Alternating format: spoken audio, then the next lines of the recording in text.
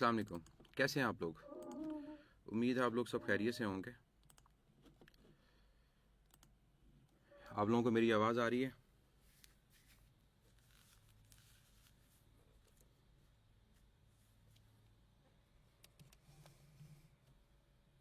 ये आप लोगों को मेरी आवाज़ आ रही है?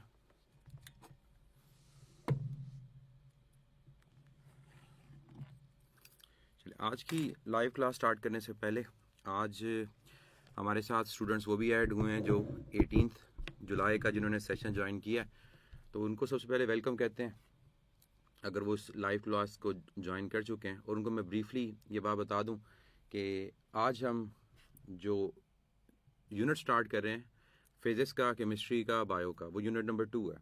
और आप लोगों का जो यूनिट नंबर 1 है वो हमने स्केड्यूल में एडजस्ट कर दिया है इन द एंड, तो वो होगा ज़रूर। और इवन वो आप लोगों को अवेलेबल भी होगा LMS के ऊपर भी, तो LMS पे भी जो लेक्चर्स हैं आप वो भी देख सकते हैं।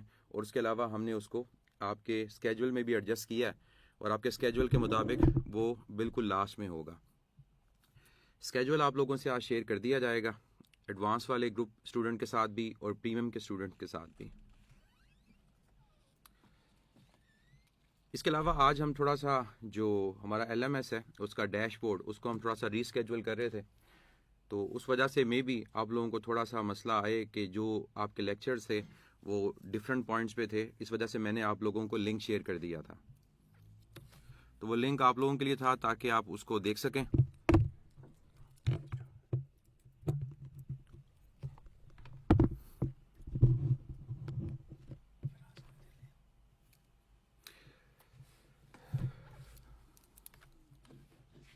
कितनी आवाज़ कम है कोई बताता है मुझे? आवाज़ कितनी कम है? तो मेरे ख्याल से तो आवाज़ बिल्कुल ठीक आ रही है। अली, आपने कोई भी बात डिस्कस करनी है आप व्हाट्सएप कर सकते हैं।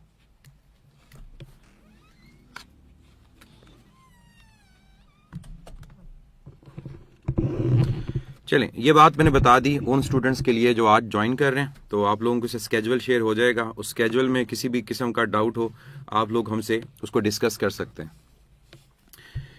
आज हमारा जो यूनिट नंबर 2 है फिजिक्स में, that is work and energy. Unit number 2 और नाम इसका हमारे पास है वर्क एंड एनर्जी। अगर हम FSC की बुक्स में देखें तो FSC की बुक्स में हमारे पास ये चैप्टर नंबर 4 होता है। इस यूनिट के अंदर हम लोग टॉपिक जो डिस्कस कर रहे होंगे वो वर्क, एनर्जी, पावर, ये मेन टॉपिक्स तो हैं, लेकिन फिर इनके साथ जो एफिलेटेड टॉपिक्स होंगे हम उनको भी डिस्कस करेंगे। जैसे वर्क की टाइप्स को डिस्कस करेंगे। वर्क की टाइप्स के अलावा हम कंजर्वेटिव और नॉन कंजर्वेटिव फोर्स की बात कर रहे होंगे। Work done by constant force, work done by variable force की बात कर रहे होंगे। एनर्जी को जब डिस्कस करेंगे तो एनर्जी की टाइप्स, पोटेंशियल और काइनेटिक, और स्पेसिफिकली जो PMC के सिलेबस में उन्होंने पोटेंशियल एनर्जी की टाइप्स के बारे में बात की हुई है, तो हम उसको भी डिस्कस कर रहे होंगे।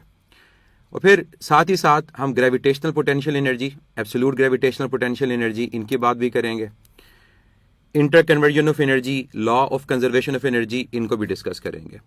और एक टॉपिक जो पंजाब और बाकी बोर्ड्स की बुक्स में तो नहीं है लेकिन फेडरल और KPK की बुक्स में है, इम्प्लीकेशंस ऑफ एनर्जी लॉसेस, तो ये टॉपिक भी हम इसमें कवर करेंगे। तो ये मैंने आपको एक ओवरव्यू दे दिया कि हमने इस यूनिट में क्या कुछ पढ़ना है। तो स्टार्ट करते हैं इस यूनिट को, और सबसे पहले सबसे बेसिक बात की तरफ आएंगे कि हमारे पास वर्क क्या चीज़ होती है, व्हाट इज़ वर्क। तो याद रखिएगा कि अगर वर्क की बात करें तो किसी भी बॉडी पे वर्क तब होता है जब बॉडी पे फोर्स अप्लाई करने से बॉडी डिस्प्लेस करे। अब बॉडी डिस्प्लेस कहाँ करे? दो चीज़ें याद रखें, बॉडी डिस्प्लेस करे in the direction of force या बॉडी डिस्प्लेस करे in the direction of component of force. मैं रिपीट कर रहा हूं इस बात को कि जब भी किसी बॉडी पे फोर्स अप्लाई हो और फोर्स अप्लाई होने से अगर वो बॉडी डिस्प्लेस करती है किस डायरेक्शन में, या तो वो डिस्प्लेस करे फोर्स की डायरेक्शन में या फिर वो डिस्प्लेस करे फोर्स के कंपोनेंट की डायरेक्शन में, हम कहेंगे कि हमारे पास वर्क डन है। फर्स्ट करो, ये एक टॉय कार्ट है, कोई खिलौना है। इस खिलौने के साथ आप एक स्ट्रिंग को बांधते हो और इस डायरेक्शन में उसको पुल करते हो, तो ये आपके पास फोर्स अप्लाई हो रही है। अब पहली कंडीशन ये है कि इस डायरेक्शन में अगर फोर्स अप्लाई होने से इसी डायरेक्शन में अगर बॉडी डिस्प्लेस करती है, आप कहोगे कि वर्क डन है। आप क्या कहोगे कि वर्क डन यहां पर हो रहा है। एक मिनट, मैं इसको एडजस्ट कर दूं और मैं इसको फिर रीस्टार्ट कर देता हूं।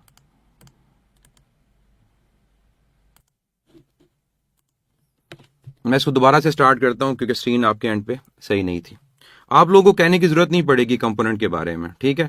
आप लोग खामोशी से सुने, जब मैं कहूंगा कोई क्वेश्चन पूछना है आप लोग क्वेश्चन पूछ सकते हैं, अदरवाइज जो आपके डाउट्स जो आपके माइंड में आते हैं वो सारे के सारे आपके क्लियर होंगे। तो सब्र से काम लेना। दोबारा से स्टार्ट करते हैं कि what is work.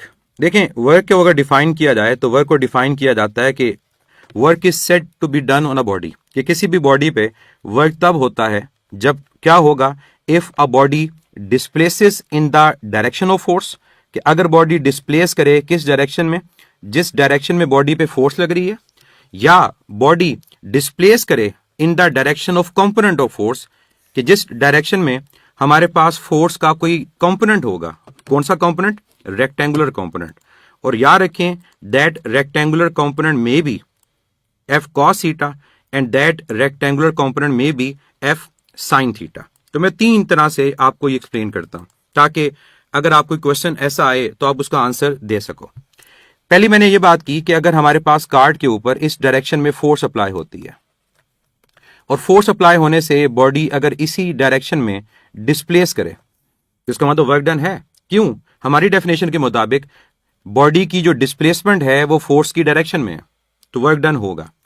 Second example ये कि उस टॉय कार्ड के साथ आपने जो स्ट्रिंग को बांधा वो इस डायरेक्शन में है और अब आप इस डायरेक्शन में उस पर फोर्स अप्लाई करके उस टॉय कार्ड को फॉरवर्ड डायरेक्शन में डिस्प्लेस करवा रहे हो।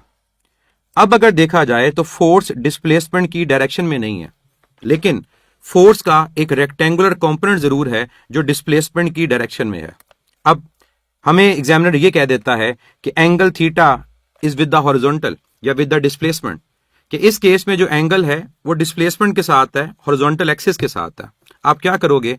इस फोर्स को रिजॉल्व करोगे। रिजॉल्व करने के लिए आप ड्रॉ करोगे परपेंडिकुलर। जब ड्रॉ करोगे परपेंडिकुलर, ये आपका एंगल क्या होगा? 90।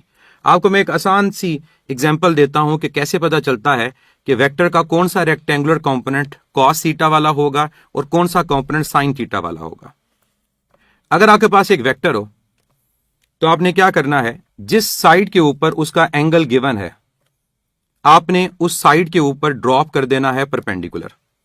जब आप उस साइड के ऊपर ड्रॉप करेंगे परपेंडिकुलर तो आपके सामने एक राइट एंगल ट्राइंगल बन जाएगी। ये मैं आपको शॉर्टकट बता रहा हूं, जिन बच्चों को रिजॉल्व करने में मसला होता है। क्या बन जाएगी? एक राइट एंगल ट्राइंगल बन जाएगी। अब राइट एंगल ट्राइंगल या ट्राइंगल की तीन साइड्स आपको पता है कि कौन कौन सी होती है। एक हमारे पास है बेस, एक हमारे पास है परपेंडिकुलर और एक हमारे पास है हाइपोटेन्यूज। याद रखिएगा हाइपोटेन्यूज वो वेक्टर होगा जिसको आप रिजॉल्व कर रहे होगे। जैसे यहां पर वेक्टर क्या है? एफ है। बेस कौन सी साइड होती है?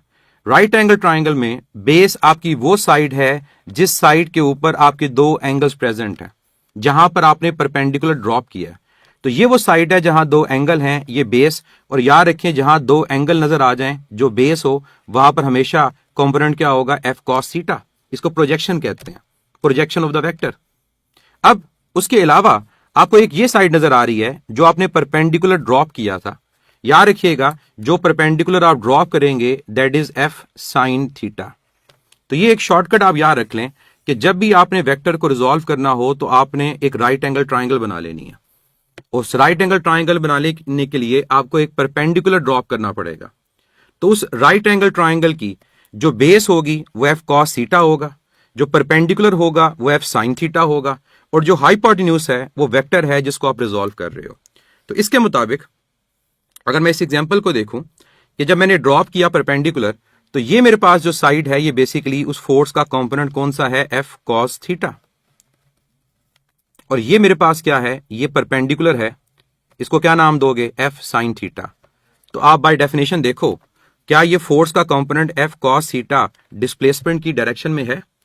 तो अगर एफ कॉस थीटा डिस्प्लेसमेंट की डायरेक्शन में है आप कहोगे वर्क डन है। एक तीसरी एग्जांपल आपको देता हूं। कई दफा एग्जामिनर आपको कंफ्यूज करने के लिए जो एंगल देगा फोर्स का वो बजाय डिस्प्लेसमेंट के साथ देने के वो दे देगा विद द वर्टिकल, कि अगर बॉडी इस डायरेक्शन में डिस्प्लेस कर रही है तो जो एंगल आपको गिवन होगा वो वर्टिकल के साथ गिवन होगा। तो अगर आपके पास एंगल जो है वर्टिकल के साथ गिवन है तो अब आपने रिजॉल्व भी उसको वहीं पर करना है जहां पर आपके पास एंगल गिवन है। दो तरीके होते हैं, एक तो तरीका ये होता है कि आप इसको कह दो कि ये 90 माइनस थीटा है, ये भी करेक्ट है। तो जो जिसको इजी लगता है उसके मुताबिक वो उसको सॉल्व कर सकता है। तो मैं यहां पर क्या करूंगा, मैं इसको विद रिस्पेक्ट टू वर्टिकल मैं इसको रिजॉल्व करूंगा। जब विद रिस्पेक्ट टू वर्टिकल मैं इसको रिजॉल्व करूंगा तो यहां पर मेरा जो परपेंडिकुलर होगा वो यहां पर ड्रॉप होगा। जब परपेंडिकुलर मैं यहां ड्रॉप करूंगा तो अब ये वो साइड है जहां पर दो एंगल हैं, इसको आप क्या बोलोगे, इसको बोलोगे आप एफ कॉस ऑफ थीटा, और ये उसके परपेंडिकुलर है, इसको आप क्या बोलोगे, एफ साइन ऑफ थीटा। अब डायग्राम को देख के बताएं कि कौन सा कंपोनेंट हमारे पास डिस्प्लेसमेंट की डायरेक्शन में है, कौन सा कंपोनेंट डिस्प्लेसमेंट की डायरेक्शन में है। तो that is F sine theta. इसका मतलब यह हुआ कि यहां पर भी फोर्स का कंपोनेंट डिस्प्लेसमेंट की डायरेक्शन में प्रेजेंट है। According to definition of work यहां भी वर्क होगा। तो मैं जो डेफिनेशन आपको बता रहा था, अगर उस डेफिनेशन को मैं यहां पर मेंशन करूं ताकि आपको आइडिया हो कि हम किस कॉन्सेप्ट के अकॉर्डिंग ये सारी बात कर रहे हैं, तो डेफिनेशन क्या है, वो डेफिनेशन है कि work is said to be done, किसी भी बॉडी पे जो वर्क होगा वो कब होगा, व्हेन अ बॉडी डिस्प्लेसेस, कि जब बॉडी डिस्प्लेस करे, अपनी पोजीशन को चेंज करे, in the direction of force.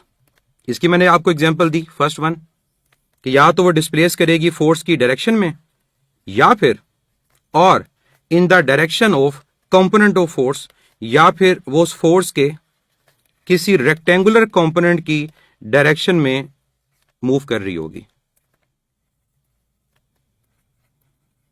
अब कई दफा हमें यह कहा जाता है कि इस केस में वर्क डन जीरो है, तो उसकी सबसे आसान जो पहचान है वो ये है कि हमारे पास ये देख लिया जाए कि क्या फोर्स का कोई कंपोनेंट अलोंग है या नहीं है। मैं आपको एग्जांपल देता हूं। हमसे जब क्वेश्चन पूछा जाता है सर्कुलर मोशन के बारे में, तो हम कहते हैं कि सर्कुलर मोशन के अंदर जो वर्क डन की वैल्यू है वो जीरो के इक्वल है। याद रखिएगा, ये बात हमेशा करेक्ट नहीं है कि आप कह दो कि बस सर्कुलर मोशन में वर्क डन जीरो होता है। जब तक आपको फोर्स का रेफरेंस ना पता हो, पहली बात तो आप वर्क के बारे में बात ही नहीं कर सकते कि वर्क वहां एग्जिस्ट करता है नहीं करता, क्या वर्क पॉजिटिव है, नेगेटिव है या जीरो है। तो ये बात यहां पर याद रखें कि सर्कुलर मोशन के अंदर अगर हमसे पूछा जाए कि क्या वर्क डन जीरो होता है या नॉन जीरो होता है, हम कहेंगे दोनों पॉसिबिलिटीज हैं, डिपेंड करेगा किस फोर्स के अकॉर्डिंग बात की जा रही है।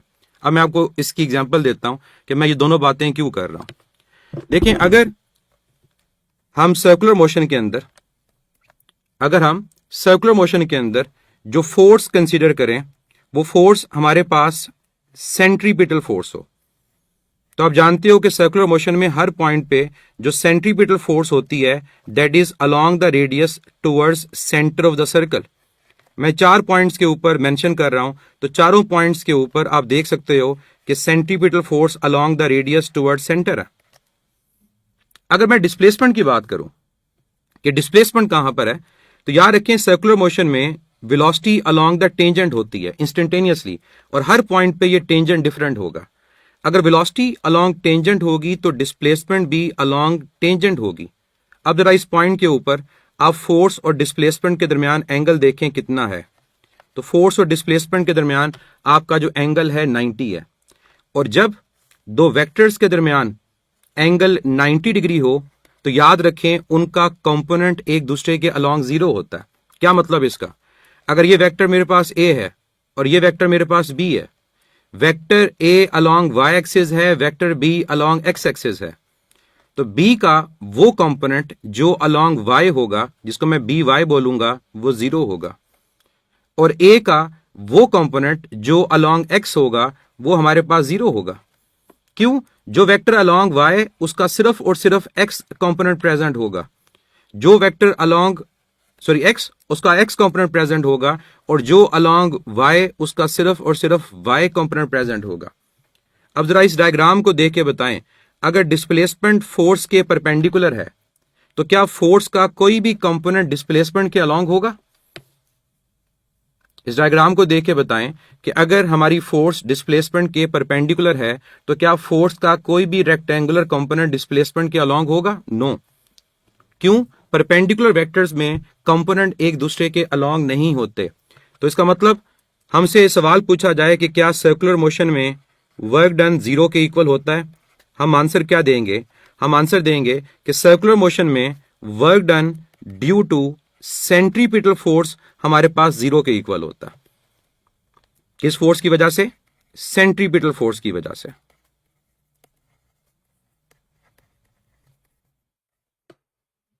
अब चाहे ये circular motion uniform circular motion हो और चाहे हमारे पास ये motion non uniform circular motion हो, सेंट्रीपिटल फोर्स हमेशा डिस्प्लेसमेंट के परपेंडिकुलर ही रहेगी। अब दूसरी तरफ देखते हैं कि वो कौन सी फोर्स है जो सर्कुलर मोशन में वर्क डन प्रोड्यूस करती है। तो उसकी कंडीशन भी याद रखिएगा साथ कि क्वेश्चन अगर आए तो कंडीशन होगी तभी आंसर दे पाओगे। तो याद रखिएगा कंडीशन है कि अगर हमारी motion non uniform circular motion हो, ये हमने नेक्स्ट यूनिट में पढ़ना भी है। नॉन यूनिफॉर्म सर्कुलर मोशन में बॉडी की वेलोसिटी की मैग्नीट्यूड और डायरेक्शन दोनों चेंज हो रही होती हैं। बॉडी की वेलोसिटी की मैग्नीट्यूड और डायरेक्शन दोनों चेंज हो रही होती हैं। तो नॉन यूनिफॉर्म सर्कुलर मोशन में वो कौन सी फोर्स है जो बॉडी की वेलोसिटी को चेंज कर रही होती है? That force is tangential force. वो फोर्स जो अलोंग द टेंजेंट है, जो टेंजेंशियल एक्सेलेरेशन प्रोड्यूस करती है। तो बच्चे खुद देखें, अगर ये नॉन यूनिफॉर्म सर्कुलर मोशन होती तो टेंजेंशियल फोर्स जो लगनी थी वो अलोंग टेंजेंट लगनी थी, जो डिस्प्लेसमेंट है वो भी अलोंग टेंजेंट है। तो इस एग्जांपल के अकॉर्डिंग बताओ कि क्या टेंजेंशियल फोर्स डिस्प्लेसमेंट के अलोंग नहीं है? क्या टेंजेंशियल फोर्स डिस्प्लेसमेंट के अलोंग नहीं है? तो फिर हम क्या कहेंगे? बाय डेफिनेशन टेंजेंशियल फोर्स का वर्क डन 0 या नॉन 0? हम कहेंगे कि सर्कुलर मोशन में जो टेंजेंशियल फोर्स होती है उसका जो वर्क डन होता है वो नॉन 0 होता है। सेंट्रीपिटल फोर्स का वर्क डन 0 और टेंजेंशियल फोर्स का work done non 0। Centripetal force को सेंट्रल फोर्स का नाम भी दिया जाता है।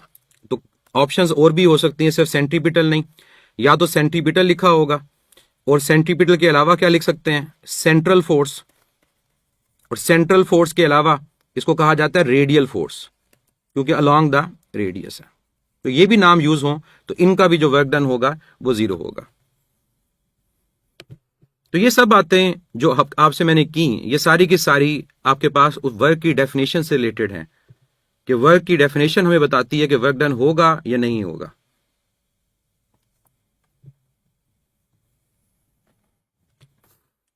जी अली, क्या गलती है इसके अंदर बताएं?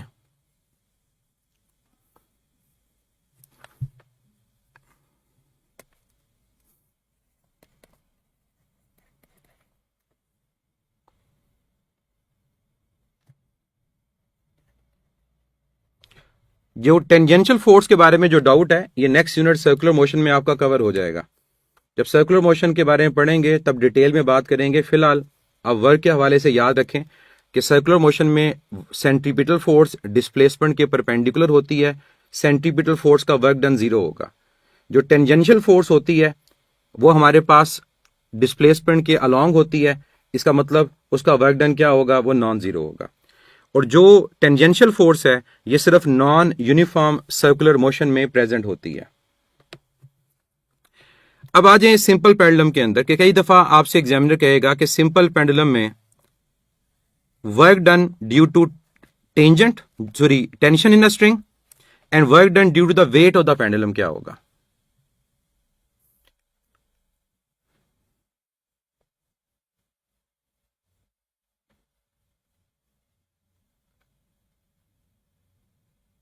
आपका क्वेश्चन मैंने नहीं पढ़ा। क्वेश्चन क्या? क्वेश्चन बताएं अली, फिर आइडिया होगा। सिंपल पेंडुलम के अंदर आपसे एग्जामिनर जो वर्क डन पूछेगा वो वर्क डन पूछेगा या तो टेंशन इन अ स्ट्रिंग की वजह से या वर्क डन पूछेगा ड्यू टू वेट। और कब? जब बॉडी को हम डिस्प्लेस करेंगे उसकी मीन पोजीशन से एक्सट्रीम पोजीशन पे। तो सवाल पूछा जाएगा कि बताएं विद रिस्पेक्ट टू टेंशन या विद रिस्पेक्ट टू वेट हमारे पास वर्क डन की वैल्यू क्या होगी? क्या आंसर दोगे आप? कि टेंशन और विद रिस्पेक्ट टू वेट हमारा वर्क डन जीरो है या नॉन जीरो है, क्योंकि जब बॉडी ने डिस्प्लेस करना है वो डिस्प्लेस कहां करना है, फ्रॉम एक्सट्रीम टू मीन, ये उसकी डिस्प्लेसमेंट है। तो वर्क डन बाय टेंशन और वर्क डन बाय वेट, इनमें से वर्क डन किसका जीरो होगा और किसका नॉन जीरो होगा? किसका वर्क डन जीरो होगा और किसका वर्क डन नॉन जीरो होगा? अली सर्कुलर मोशन में बताऊंगा कि इनमें डिफरेंस क्या होता है, अगर पहले से नहीं पता फिर सर्कुलर मोशन का वेट करें। बच्चे देखो कि किसका एंगल 90 है, किसका एंगल 90 है। अगर आप डायग्राम को देखते हो तो टेंशन का डिस्प्लेसमेंट के साथ जो एंगल है वो 90 डिग्री है, लेकिन वेट का जो एंगल है वो 90 डिग्री नहीं है। जो वेट का एंगल है एक्सट्रीम पोजीशन पे वो 90 डिग्री नहीं है। इसको मैं आपको यूं समझाऊं, जब आप सिंपल हार्मोनिक मोशन में पढ़ते हो तो वो कौन सी फोर्स है जो बॉडी को एक्सट्रीम से मीन पे लेकर आती है? वो वेट का रेक्टेंगुलर कंपोनेंट होता है, वो वेट का रेक्टेंगुलर कंपोनेंट। इसका मतलब वेट का वर्क डन जीरो के इक्वल नहीं होगा, लेकिन work done due to tension, कि टेंशन का जो वर्क डन होगा वो यहां पर एंगल क्या लोगे आप? एंगल आप लोगे 90, ये आगे फॉर्मूलाज पढ़ेंगे, उसकी वजह से वर्क डन जीरो। तो ये भी आप लोगों ने केस याद रखना है कि सर्कुलर मोशन के अलावा सिंपल पेंडुलम में अगर आपसे एग्जामिनर पूछता है कि टेंशन का वर्क डन क्या होगा जब बॉडी मूव करेगी मीन टू एक्सट्रीम या एक्सट्रीम टू मीन, तो टेंशन डिस्प्लेसमेंट के परपेंडिकुलर और वर्क डन की वैल्यू क्या होगी? जीरो। और जिस पॉइंट पे वेट का एंगल 90 हो जाएगा वहां पर वेट की वजह से भी वर्क डन जीरो के इक्वल आएगा। नेक्स्ट पॉइंट पे चलते हैं वर्क के हवाले से कि वर्क के मैथमेटिकल रिलेशंस क्या क्या हैं। मैथमेटिकल रिलेशंस फार्मूलाज आपको पता होने चाहिए कि क्वेश्चन की स्टेटमेंट आपके पास जो आए उसके मुताबिक आप उसको यूज करो। सबसे बेसिक फार्मूला हमारे पास ये है कि work is basically dot product of force and displacement. Work dot product scalar product की एग्जांपल है, तो ये फोर्स और डिस्प्लेसमेंट का डॉट प्रोडक्ट है। और डॉट प्रोडक्ट को जब हम सॉल्व करते हैं तो हमारे पास क्या आता है? Cause of theta. और इसको हम दो तरह से लिख सकते हैं, या तो हम लिख सकते हैं इसको F cos theta into D, या फिर हम इसको लिख सकते हैं F into D cos theta. दोनों का मतलब आपको पता होना चाहिए। एफ कॉस थीटा का मतलब है फोर्स का वो कंपोनेंट जो डिस्प्लेसमेंट के अलोंग है, फोर्स का वो कंपोनेंट जो डिस्प्लेसमेंट के अलोंग है। और डी कॉस थीटा का मतलब होगा कि डिस्प्लेसमेंट का वो कंपोनेंट जो फोर्स के अलोंग, क्योंकि यही वर्क की डेफिनेशन है, हमें वो कंपोनेंट रिक्वायर्ड होता है जो दूसरे वेक्टर के अलोंग होता है। एफ का कंपोनेंट डी के अलोंग और डी का कंपोनेंट एफ के अलोंग। जिसका एंगल 90 होगा, अगर वेट का एंगल 90 तो वेट का वर्क डन जीरो, और अगर टेंशन का एंगल 90 तो टेंशन का वर्क डन क्या होगा? वो जीरो के इक्वल आएगा। पेंडुलम को पढ़ेंगे सिंपल हार्मोनिक मोशन में, तब आपको आइडिया हो जाएगा कि उससे रिलेटेड क्वेश्चंस कैसे आते हैं। अब ये जो फार्मूला हमने डिस्कस किया एफ डी कॉस थीटा, मैं आपको बता भी दूं ये कब अप्लाई होगा? ये तब अप्लाई होगा जब आपको एंगल गिवन होगा बिटवीन फोर्स एंड डिस्प्लेसमेंट। जैसे मैंने सेकंड एग्जांपल में कहा था कि अगर फोर्स और डिस्प्लेसमेंट के इन बिटवीन एंगल गिवन हो, तो जब फोर्स को रिजॉल्व किया जाता है तो फोर्स का कंपोनेंट डिस्प्लेसमेंट के अलोंग जो आता है वो एफ कॉस थीटा आता है। ये तब रिलेशन यूज होगा। दूसरा हमारा फार्मूला वर्क के हवाले से कि अगर कहीं पर लिखा जाए कि work is equal to F D sine theta, क्या ये फार्मूला करेक्ट होगा इनकरेक्ट होगा? बिल्कुल जरूरी है। जब तक फोर्स डिस्प्लेसमेंट के अलोंग ना हो या उसके कंपोनेंट के अलोंग ना हो वर्क डन नहीं होता। क्या ये formula F D sine theta correct है? करेक्ट है अगर साथ कंडीशन भी पता हो। अगर आपको इसके साथ कंडीशन इसकी नहीं पता तो फिर आप इसके बारे में नहीं कह सकते कि ये फार्मूला करेक्ट है या इनकरेक्ट। तो क्या कंडीशन मैंने बताई थी कि अगर आपको जो एंगल गिवन हो वो बिटवीन फोर्स एंड डिस्प्लेसमेंट की जगह फोर्स का किसी परपेंडिकुलर के साथ एंगल गिवन हो। तो मैंने क्या किया था, मैंने इसको जब रिजॉल्व किया था तो रिजॉल्व करने से फोर्स का कंपोनेंट जो डिस्प्लेसमेंट के अलोंग आया था वो साइन थीटा आया था, क्योंकि जब यहां ड्रॉ किया परपेंडिकुलर तो ये कंपोनेंट आपके पास अब है एफ कॉस थीटा, और नजर आ रहा है कि एफ कॉस थीटा डिस्प्लेसमेंट के अलोंग नहीं है, और ये जो कंपोनेंट है परपेंडिकुलर, ये है एफ साइन थीटा, और ये हमारे पास डिस्प्लेसमेंट के अलोंग है। तो इस डायग्राम के अकॉर्डिंग ये फार्मूला करेक्ट है। तो कंडीशन गिवन हो तब आपके पास आंसर पता चलेगा कि क्या F D cos theta correct है या F D sine theta correct है। नेक्स्ट, जब भी कहीं पर आप ये देखते हो कि वर्क का फार्मूला लिखा हुआ है सिंपली एफ इंटू डी, तो समझ जाएं यहां पर आपके पास एंगल कितना है, 0। तो ये फार्मूला तब यूज होता है जब आपका एंगल 0, क्योंकि कॉस 0 की वैल्यू क्या होती है, 1। इसका मतलब जब फोर्स डिस्प्लेसमेंट के अलोंग होगा तब ये रिलेशन हम यूज कर रहे होते हैं। बिल्कुल कर सकते हैं थीटा -90, जैसे आपको आसान लगे आप कर सकते हो। नेक्स्ट वन, इसके अलावा वर्क का फार्मूला क्या है? गैसेस के अंदर वर्क का फार्मूला यूज किया जाता है pressure into change in volume. Pressure constant हो तब भी वर्क डन होता है, लेकिन वॉल्यूम कांस्टेंट हो तो वर्क डन नहीं होता। मैं रिपीट कर रहा हूं कि हमारे पास अगर प्रेशर कांस्टेंट हो तो वर्क डन है, आइसोबैरिक प्रोसेस में वर्क होता है, लेकिन वॉल्यूम कांस्टेंट हो तो वर्क डन नहीं होता, क्योंकि हमारे फार्मूला में चेंज इन वॉल्यूम है। तो वॉल्यूम अगर कांस्टेंट तो चेंज 0, तो वर्क डन क्या हो जाएगा, 0, और लिखा जाएगा फाइनल माइनस इनिशियल। तो ये रिलेशन हम यूज करते हैं फॉर गैसेस के लिए, कि जब हमारे पास मूवेबल पिस्टन हो सिलेंडर का, तो तब हम ये रिलेशन यूज करते हैं। और इस रिलेशन को अगर मैं यूज करता हूं फॉर एक्सपेंशन और कंप्रेशन, तो सिंपल मैं आपको सिर्फ समझा रहा हूं, बाकी बातें थर्मोडायनेमिक्स में। जब आपके पास एक्सपेंशन होती है, आपका फाइनल वॉल्यूम ग्रेटर होता है इनिशियल से, आपका जो वर्क डन होगा बाय द सिस्टम पॉजिटिव लिया जाएगा।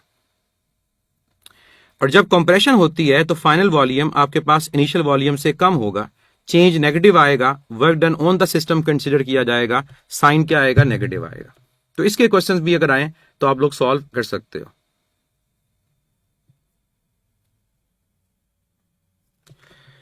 नेक्स्ट रिलेशन, अब साथ साथ आपने याद रखना है कि कब कौन सा फार्मूला यूज हो रहा है, अदरवाइज इन फार्मूलाज का फायदा नहीं होगा। नेक्स्ट फार्मूला कि work done is equal to half time force into elongation.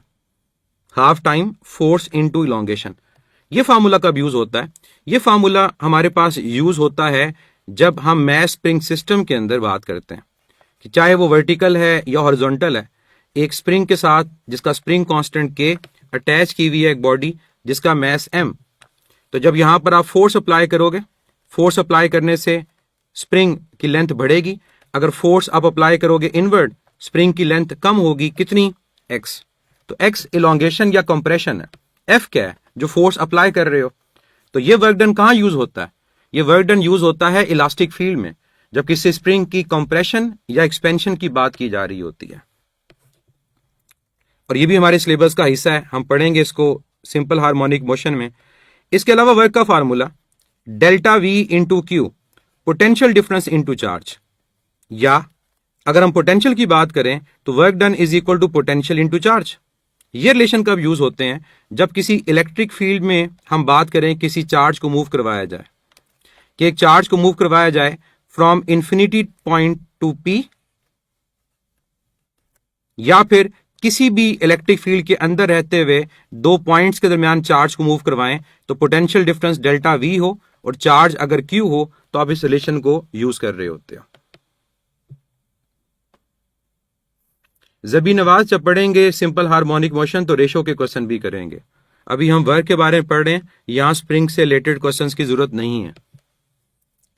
तो ये फार्मूला यूज कब होता है? जब पोटेंशियल की फॉर्म में डाटा गिवन हो, कि अगर आपको कहा जाए कि एक चार्ज को मूव करवाया गया और दो पॉइंट्स के दरमियान जो पोटेंशियल डिफरेंस है वो आपके पास 1000 वोल्ट है, और जो चार्ज है वो आपके पास कितना है, 2 टाइम्स चार्ज ऑफ इलेक्ट्रॉन। तो बताएं इस केस में हमारा वर्क डन कितना होगा? तो आपका आंसर जो आएगा, मैं डायरेक्ट अगर लिखूं तो वो आपके पास कितना आएगा, 2000 इलेक्ट्रॉन वोल्ट, इस फार्मूला के अकॉर्डिंग। नेक्स्ट फार्मूला, इसके अलावा हम वर्क को किस तरह से कैलकुलेट करते हैं। यह फार्मूला थोड़ा सा आप लोगों के लिए डिफरेंट होगा, लेकिन आपको इसको याद रखना है। Work done is equal to tau theta. Work done is equal to tau theta. Tau हमारे पास क्या है? टॉ हमारे पास टॉर्क है। अब टॉर्क कहां से आ गई और थीटा क्या है? Angular displacement. ये बच्चे वो फार्मूला है जो हम नॉन यूनिफॉर्म सर्कुलर मोशन में यूज करते हैं वर्क को कैलकुलेट करने के लिए, कि अगर हमारे पास ये सर्कुलर मोशन है तो हमारे पास यहां पर बॉडी पे टेंजेंशियल फोर्स अगर अप्लाई हो और हमारे पास ये सेंटर से लेकर इस पॉइंट तक ये पोजीशन वेक्टर आर, तो बॉडी क्या करेगी, डिस्प्लेस करेगी। जब बॉडी डिस्प्लेस करेगी तो ये उसकी एंगुलर डिस्प्लेसमेंट थीटा। तो with respect to tangential force जब वर्क डन को फाइंड करेंगे तो फॉर्मूला यूज होता है टॉ थीटा, और यहां टॉ किसके इक्वल है, ये आर टाइम्स एफ के इक्वल है, और थीटा आर और एफ के दरमियान एंगल नहीं है, थीटा एंगुलर डिस्प्लेसमेंट है।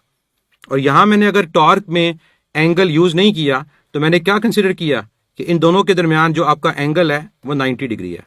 तो टॉर्क का फार्मूला आपको याद है, अगर एंगल 90 डिग्री हो तो साइन 91 टॉर्क किसके इक्वल आएगी, वो आर एफ के इक्वल आएगी। तो ये formula non uniform circular motion में यूज होता है जब टेंजेंशियल फोर्स की वजह से वर्क को फाइंड किया जाता है।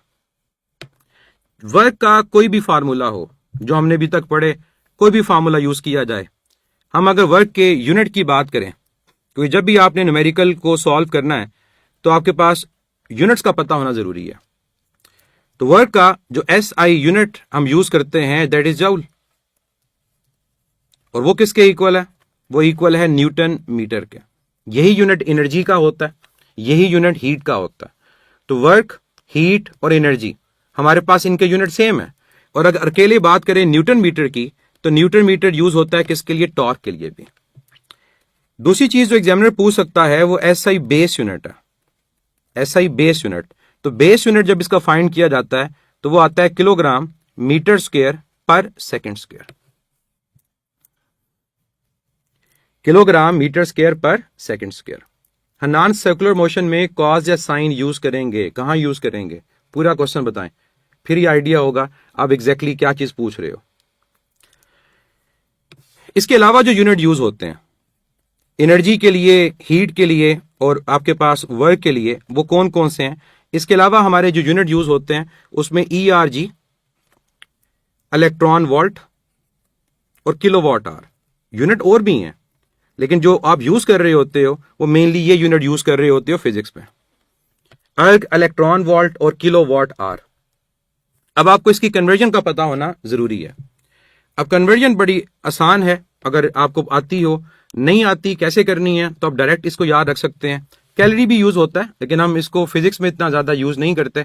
आपको कैलोरी की वैल्यू आप फिजिक्स उसमें पढ़ते हो, केमिस्ट्री के अंदर भी, उसको मैं एनर्जी में डिस्कस करूंगा, कैलोरी को भी और BTU ब्रिटिश थर्मल यूनिट को भी। अर्ग क्या है, जो किलोग्राम मीटर स्क्वायर पर सेकंड स्क्वायर होता है, ये बेसिकली यूनिट होता है MKS सिस्टम के अंदर, metre kilogram second, metre kilogram second. जो अर्ग है ये आपका यूनिट होता है CGS सिस्टम में, और जो अर्ग है ये किसके इक्वल होता है, किलोग्राम की जगह ग्राम, मीटर की जगह सेंटीमीटर, तो किलोग्राम सेंटीमीटर स्क्वायर पर सेकंड स्क्वायर। और आप इसकी कन्वर्जन को खुद करके चेक कीजिएगा, आपका रिजल्ट आता है 1 जूल इज इक्वल टू 10⁻⁷ अर्ग। और आप इसके रिवर्स लिखना चाहो तो 1 अर्ग इज इक्वल टू 10⁻⁻7 जूल। ये कन्वर्जन आपको पता होनी चाहिए। इलेक्ट्रॉन वोल्ट भी आपको पता है, मैं उसको भी रिवाइज करवा दूं कि इलेक्ट्रॉन वोल्ट की क्या कन्वर्जन है। 1 electron volt is equal to 1.6 10⁻⁻⁹ joule. और इसके रिवर्स अगर आप इसको लिखो तो 1 joule is equal to 6.02 6.25 10⁻18 electron volt. और इसके अलावा जो किलोवाट आवर है वो भी हम यूज करेंगे इसी यूनिट में आगे। 1 kilowatt hour is equal to 3.6 10⁻6 joule. तो ये चीजें आपको पता होनी चाहिए कि आपके यूनिट्स कौन कौन से हैं जो यूज होते हैं वर्क के हवाले से। अब नेक्स्ट पॉइंट, एक बच्चे ने भी यहां पर डिस्कस किया था जिससे रहा नहीं गया था, जो सब्र नहीं कर सकता, कि वर्क स्केलर है तो नेगेटिव क्यों होता है। वजह बड़ी सिंपल सी है, वर्क नेगेटिव जो होता है वो अपने एंगल की वजह से होता है। जब हम वर्क के फार्मूला को देखते हैं, अगर हम conventionally work co dot product से देखें तो वर्क का फार्मूला होता है FD cos of theta, FD cos of theta. जो आपके पास एंगल थीटा है ये बिटवीन फोर्स एंड डिस्प्लेसमेंट है। फोर्स डिस्प्लेसमेंट के अलोंग हो हमारे पास वर्क डन पॉजिटिव आ रहा होता है, फोर्स डिस्प्लेसमेंट के ऑपोजिट हो, अगेंस्ट हो, हमारा वर्क डन नेगेटिव आ रहा होता है। इसको समझने के लिए सबसे आसान तरीका है कि आप कॉस की डिफरेंट वैल्यूज के लिए वर्क की वैल्यूज को देखो कि क्या होती हैं। तो मैं यहां पर वैल्यूज लिखता हूं और बताता हूं कि उन पे क्या वैल्यू आएगी। 0 degree, 30 degree, 45 degree, 60 degree, 90 degree, 180 degree, 270 degree and 360 degree. अब इन वैल्यूज पे आंसर लिखने के लिए आपको पता होना चाहिए कि इन एंगल्स पे कॉस की वैल्यू क्या है, तो उसको भी रिवाइज करते हैं।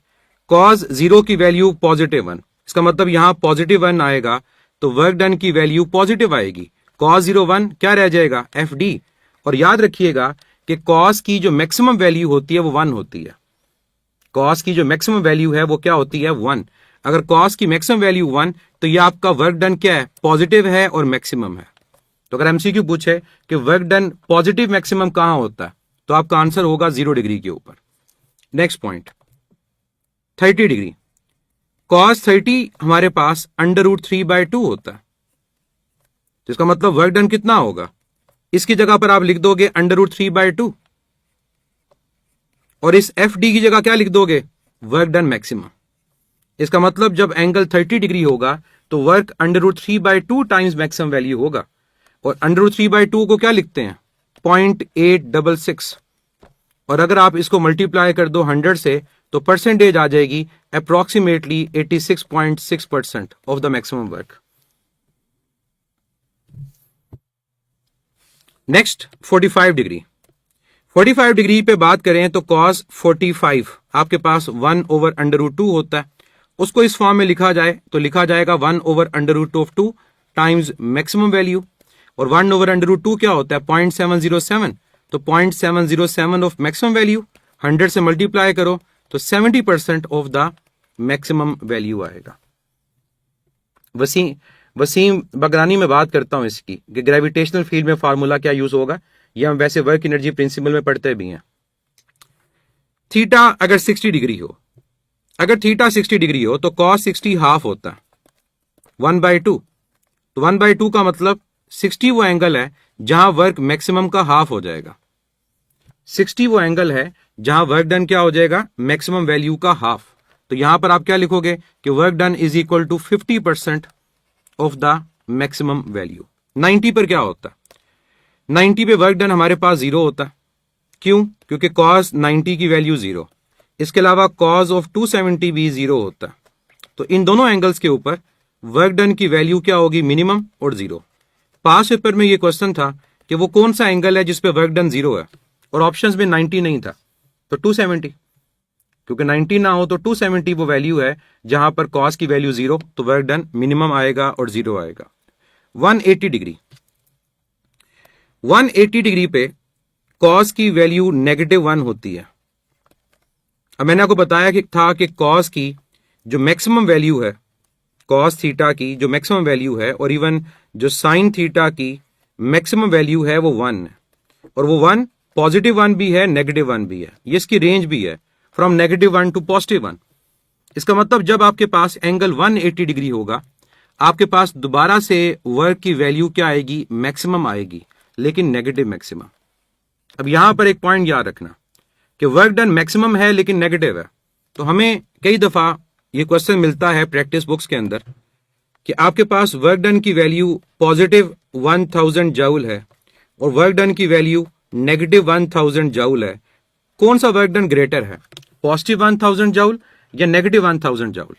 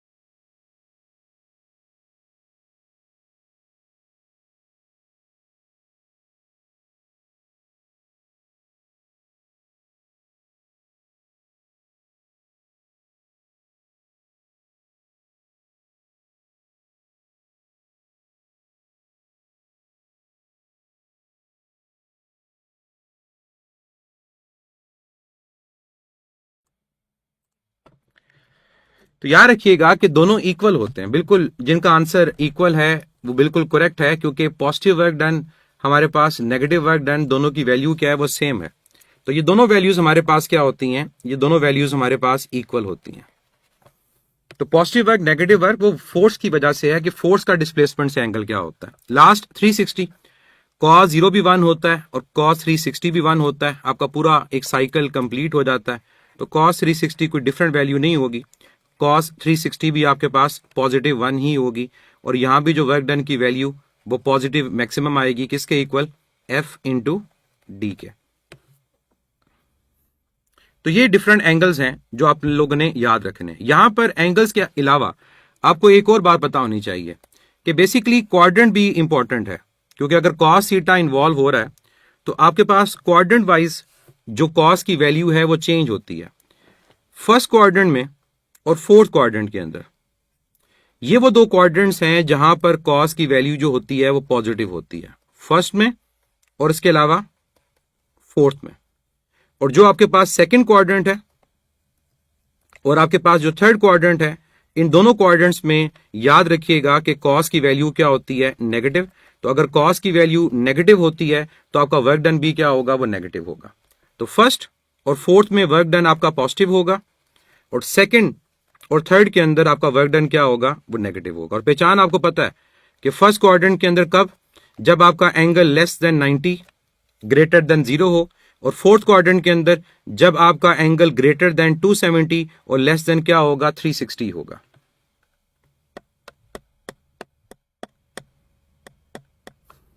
नॉलेज फॉर सक्सेस लेक्चर ऊपर से देखें, आपको समझ आ जाएगा कि क्या मतलब है इसका।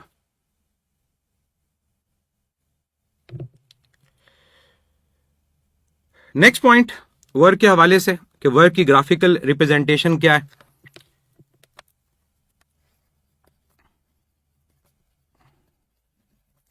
ग्राफिकली डिफरेंट तरह से वर्क को रिप्रेजेंट किया जाता है, डिपेंड करता है कि हम किस केस को डिस्कस कर रहे होते हैं। जैसे फॉर एग्जांपल अगर हम बात करते हैं फोर्स और डिस्प्लेसमेंट की, तो फोर्स और डिस्प्लेसमेंट में force along Y, displacement along X, अगर ये ग्राफ ड्रॉ किया जाए, जो मर्जी ग्राफ की शेप हो, स्ट्रेट लाइन है, कर्व है, area under the graph, area under the graph ये आपके पास किसके इक्वल होगा, ये वर्क डन के इक्वल होगा। क्योंकि मैंने बताया था एरिया में परपेंडिकुलर और बेस मल्टीप्लाई होते हैं, तो F इंटू डी हमारे पास ये किसके इक्वल आ जाएगा, ये वर्क डन के इक्वल आ जाएगा। अब यहां पर एक चीज जरूरी है कि हमें पता हो कि फोर्स और डिस्प्लेसमेंट का ग्राफ F और D का ग्राफ का बनाया जाता है। F और D का ग्राफ तब बनाया जाता है जब आपके F और D के इन बिटवीन आपका एंगल 0 डिग्री हो। जब फार्मूला आप F इंटू डी यूज कर रहे हो तब आप ये ग्राफ ड्रॉ करोगे। अगर आपको एग्जामिनर कह दे कि फोर्स और डिस्प्लेसमेंट के दरमियान एंगल आपके पास 0 डिग्री नहीं है, कोई भी एक एंगल है जो 0 से ग्रेटर 90 से लेसर है, तब क्या होगा, याद रखें अगर हमारे पास एंगल 90 डिग्री से कम और 0 डिग्री से क्या हो, ग्रेटर हो, तो तब वर्क का फार्मूला अगर मैं यूज करूं कि वर्क पॉजिटिव होगा, एफ डी कॉस थीटा होगा, तो फिर यहां पर एफ नहीं आएगा, फिर यहां पर एफ नहीं आएगा, फिर यहां पर क्या आएगा, यहां पर एफ की जगह एफ कॉस ऑफ थीटा आएगा। और जो भी ग्राफ की हमारे पास शेप होगी तब भी हम यही कहेंगे कि उस ग्राफ में एरिया अंडर द कर्व या एरिया अंडर द ग्राफ वो हमारे पास किसके इक्वल है, that is equal to work done, क्योंकि वो अब F cos theta multiplied by D के इक्वल है और ये भी किसके इक्वल है, वर्क डन के इक्वल है। इसके अलावा हम और भी एग्जांपल्स देख सकते हैं, जैसे जब आप गैसेस को पढ़ोगे थर्मोडायनेमिक्स में, तो थर्मोडायनेमिक्स के अंदर आप ग्राफ जो ड्रॉ करोगे वो प्रेशर और वॉल्यूम का ग्राफ ड्रॉ करोगे, और वहां पर जो एरिया लिया जाता है टुवर्ड्स वॉल्यूम एक्सिस, फर्ज करो आइसोथर्मल प्रोसेस है, आपने वर्क डन फाइंड करना है, आप क्या करेंगे, इस ग्राफ के नीचे जो एरिया है उसको कैलकुलेट करेंगे और ये एरिया किसके इक्वल होगा, आपके पास वर्क डन के इक्वल होगा। आगे जाके बताऊंगा थर्मोडायनेमिक्स में कि एग्जैक्टली हमारे पास आइसोबैरिक में, आइसोथर्मल में वर्क का फार्मूला क्या होता है। आपसे मेरा एक क्वेश्चन है, मैं एक ग्राफ ड्रॉ कर रहा हूं, मुझे बताइएगा कि क्या वर्क डन की वैल्यू हमारे पास इस ग्राफ के अकॉर्डिंग जीरो है, नॉन जीरो है, और अगर नॉन जीरो है तो क्या मैक्सिमम है। वो सिंपल सा ग्राफ है, समझिएगा और उसके बाद इसका आंसर दीजिएगा।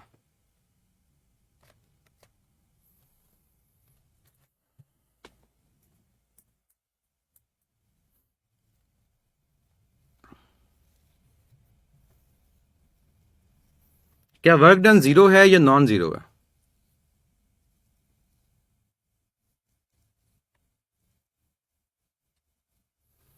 बिल्कुल आंसर करेक्ट है, वर्क डन जीरो है। उसकी वजह, ये ग्राफ क्या रिप्रेजेंट कर रहा है कि फोर्स की वैल्यू तो इंक्रीज कर रही है लेकिन आपकी डिस्प्लेसमेंट की वैल्यू कांस्टेंट है। और डिस्प्लेसमेंट के कांस्टेंट होने का मतलब है कि बॉडी अपनी पोजीशन को चेंज नहीं कर रही, इसका मतलब रेस्ट पोजीशन, और रेस्ट पोजीशन में वर्क डन क्या होगा? वर्क डन जीरो के इक्वल होगा। एंगल 90 नहीं है, या बॉडी डिस्प्लेस ही नहीं कर रही, उसकी जो डिस्प्लेसमेंट है वो कांस्टेंट है। तो डिस्प्लेसमेंट कांस्टेंट मींस बॉडी अपनी पोजीशन को चेंज नहीं कर रही। तो और भी कई ग्राफ हैं जहां से आप वर्क को कैलकुलेट कर सकते हो। जैसे जब आप स्प्रिंग्स की बात करोगे, जब हम पढ़ेंगे सिंपल हार्मोनिक मोशन को, तो वहां पर ग्राफ होता है फोर्स और इलॉन्गेशन का, और फोर्स और इलॉन्गेशन का ग्राफ इंक्लाइंड होता है क्योंकि इनका आपस में रिलेशन डायरेक्ट है। उस केस में आपका जो एरिया होगा वो ट्राइंगल का एरिया होगा, और होना भी चाहिए क्योंकि स्प्रिंग सिस्टम के अंदर आपका जो वर्क का फार्मूला होता है वो हाफ एफ इंटू एक्स होता है। इसी तरह आप कैपेसिटर के केस में जब डिस्कस करते हो, तो कैपेसिटर के केस में अगर charge along Y, potential along X, तो इनका भी ग्राफ स्ट्रेट लाइन होता है क्योंकि कैपेसिटर के अंदर भी हमारे पास जो वर्क डन होता है टू स्टोर अ चार्ज, जिसको हम energy stored in a capacitor भी कहते हैं, उसको अगर कैलकुलेट किया जाए तो उसका फार्मूला भी हाफ क्यू इंटू वी ही होता है। तो डिफरेंट केसेस के अंदर आपके पास डिफरेंट ग्राफ बन रहे होते हैं। अब यहां पर आपको एक इंपॉर्टेंट पॉइंट पास पेपर के हवाले से बताता जाऊं। पास पेपर के अंदर एक ग्राफ आया था फोर्स का और डिस्प्लेसमेंट का, force along Y, displacement along X, और जो ग्राफ था वो एक क्लोज लूप था, और पूछा यह गया था कि क्या वर्क डन की वैल्यू जीरो है या नॉन जीरो है।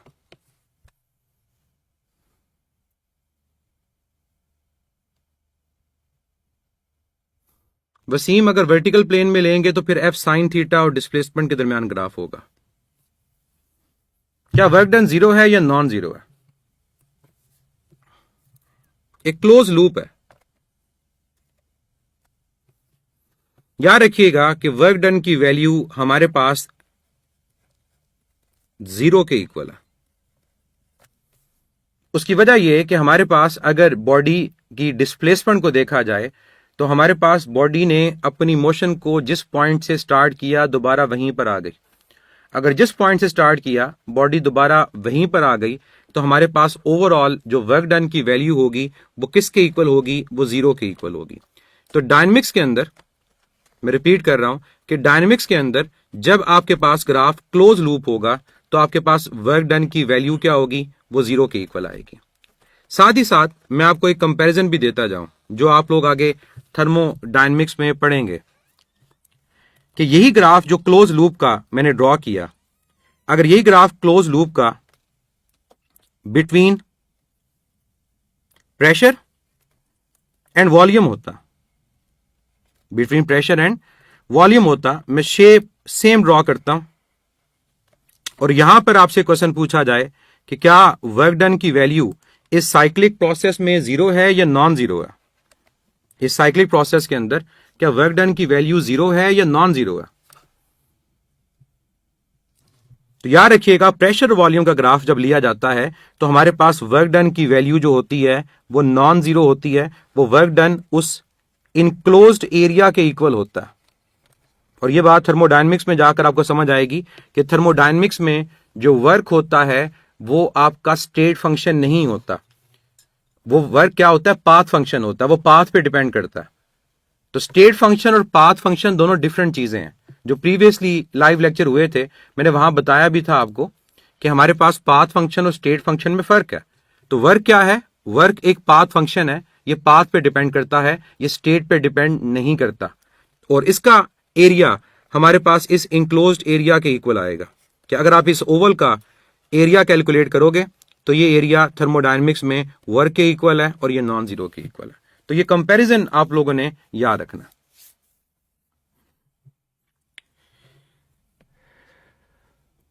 आज का लास्ट पॉइंट कि अगर आपसे वर्क के क्वेश्चन पूछे जाएं जहां पर फोर्स और डिस्प्लेसमेंट वेक्टर फॉर्म में गिवन हो तो उसको कैसे सॉल्व करेंगे। कि फर्स्ट करें हमारी जो फोर्स है वो गिवन है 5i माइनस जे प्लस 7k और जो डिस्प्लेसमेंट की वैल्यू है वो -2i प्लस 3j है। फाइंड करें कि वर्क डन की वैल्यू क्या होगी। करें फाइंड। क्लास एंड हो जाएगी, इसके बाद असर की नमाज पढ़ें और 10 मिनट के बाद फिर इंग्लिश की क्लास स्टार्ट होगी।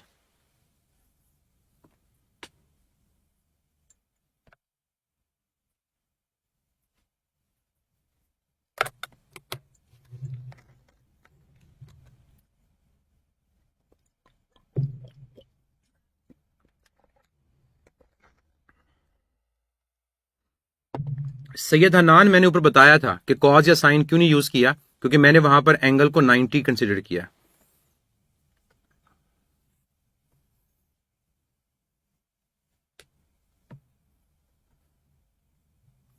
तैमूर गंडापुर जो सवाल है इसको आप लिखकर अगर डायग्राम है तो ड्रॉ करके व्हाट्सएप कर दें, आपको आंसर मिल जाएगा।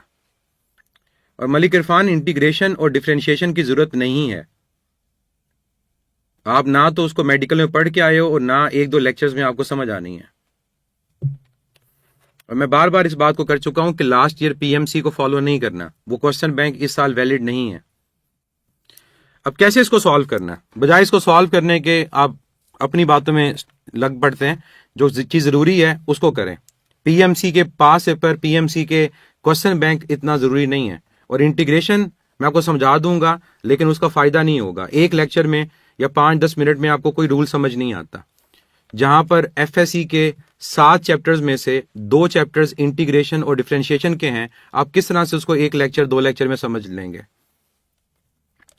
वर्क डन की वैल्यू हमारे पास किसके इक्वल आएगी, वर्क डन डॉट प्रोडक्ट होता है और डॉट प्रोडक्ट का तरीका होता है कि आई को आई से मल्टीप्लाई किया जाता है, A1 A2, Y को Y से मल्टीप्लाई किया जाता है, B1 B2, और Z को मल्टीप्लाई Z से किया जाता है जो यहां पर क्या है 0 के इक्वल है। तो क्या रिजल्ट आएगा, 5 times -2 plus -1 times 3 plus 7 times 0। तो यह आ गया -10 -3 प्लस 0, तो आपका आंसर -13। मैंने यूनिट्स नहीं बताए थे तो 13 यूनिट्स आपका आंसर होगा। कई दफा एग्जामिनर आपको डायरेक्ट डिस्प्लेसमेंट की जगह कोऑर्डिनेट्स दे देगा कि बॉडी ए पॉइंट से डिस्प्लेस करके कहां गई, पॉइंट बी पर। तो अगर बजाय डायरेक्ट डिस्प्लेसमेंट देने के कोऑर्डिनेट्स दे दे तब भी आप सॉल्व कर सकते हो। फर्स्ट करो, ये कोऑर्डिनेट्स 1 -5 3 हैं और ये कोऑर्डिनेट 6 -4 और 2 हैं। अब आपको कहा जाए कि पहले फाइंड करें डिस्प्लेसमेंट फिर फाइंड करें वर्क, तो कैसे फाइंड करेंगे। डिस्प्लेसमेंट के लिए आप फाइनल में से इनिशियल वेक्टर को सब्ट्रैक्ट करोगे। फाइनल में से इनिशियल वेक्टर को क्या करेंगे, सब्ट्रैक्ट करेंगे। तो कैसे होगा, 6 में से सब्ट्रैक्ट होगा 1। जब 6 में से सब्ट्रैक्ट होगा 1 ये आपके पास आएगा 5। 4 में -4 में से सब्ट्रैक्ट होगा -5। अब -4 -5 ये पॉजिटिव हो जाएगा तो -4 + 5 ये आपके पास आएगा 1। और 2 में से सब्ट्रैक्ट आपके पास क्या होगा 3, ये आएगा -1। तो डिस्प्लेसमेंट वेक्टर क्या आ गया, 5i + j - k। अब जो भी फोर्स गिवन होगी उसके साथ डॉट प्रोडक्ट लेके सॉल्व करेंगे और आपका रिजल्ट फाइंड हो जाएगा। तो ये था आज का लेक्चर वर्क के हवाले से। काफी चीजें हमने वर्क के बारे में डिस्कस की, लेकिन अभी भी बहुत सारी चीजें हमारी रहती हैं जिसको हम कल के लेक्चर में स्टार्ट करेंगे और फर्दर फिर आगे एनर्जी की बात करेंगे। तो अभी 10 मिनट की आपके पास नमाज की ब्रेक है। 10 मिनट के बाद आपके नए इंग्लिश के उस्ताद आप लोगों के साथ मुखातिब होंगे। ओवरऑल आपको ओवरव्यू देंगे पूरे सेशन का कि क्या क्या हम पढ़ेंगे और किस तरह से पढ़ेंगे। तो आई होप जो आपके इंग्लिश के इश्यूज हैं वो बेहतरीन तरीके से इंशाल्लाह सॉल्व होंगे।